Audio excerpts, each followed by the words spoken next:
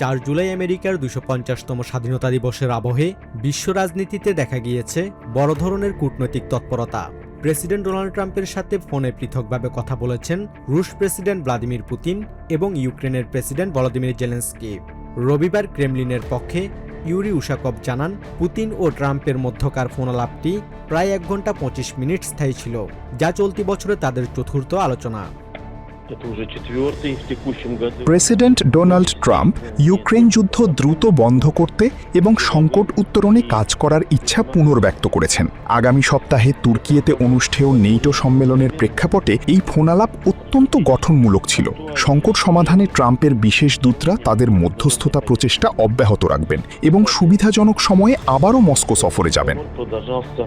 Ushakov আরও জানিয়েছেন, Putin আলোচনায় স্পষ্ট করেছেন, রাশিয়ার মৌলিক শর্তগুলো মেনে নিলেই কেবল কূটনৈতিক উপায়ে যুদ্ধবন্ধ সম্ভব। তবে কিয়েভ ও তার ইউরোপিয়ান মিত্ররা যুদ্ধকে আরও দীর্ঘায়িত করতে চায় বলে পুতিন অভিযোগ করেন। ফোনালাপে পুতিন দাবি করেন, রণাঙ্গনে রুশ বাহিনী বেশ সুবিধাজনক অবস্থানে রয়েছে এবং তারা দোনেস্কের কৌশলগত শহর কোস্তিয়ান্তিনিভকা দখল করেছে, যদিও ইউক্রেন এই দাবিকে সম্পূর্ণ মিথ্যা বলে প্রত্যাখ্যান করেছে। অন্যদিকে ইউক্রেনের প্রেসিডেন্ট জেলেনস্কি ট্রাম্পের সাথে ফোনালাপকে অত্যন্ত চমৎকার উল্লেখ করে এক্স পোস্টে বলেন, যুদ্ধ অবসানের একটি বাস্তব সম্ভাবনা তৈরি হয়েছে এবং সেক্ষেত্রে আমেরিকার সিদ্ধান্তই হবে চূড়ান্ত। আমেরিকার সামরিক ও রাজনৈতিক সমর্থনের জন্য কৃতজ্ঞতা জানিয়ে তিনি আরও জানান, আগামী সপ্তাহে আঙ্কারায় নেটো শীর্ষ সম্মেলনে তারা সশরীরে এই শান্তি আলোচনা এগিয়ে নেওয়ার বিষয়ে একমত হয়েছেন। এই উচ্চ পর্যায়ের কূটনৈতিক ফোনালাপের মাঝেই রণাঙ্গনে রক্তক্ষয়ী সংঘাত অব্যাহত রয়েছে।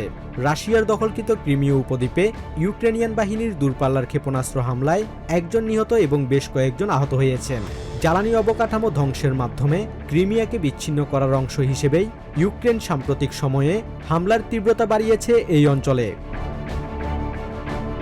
Basudeb Nath, TVN24 news desk.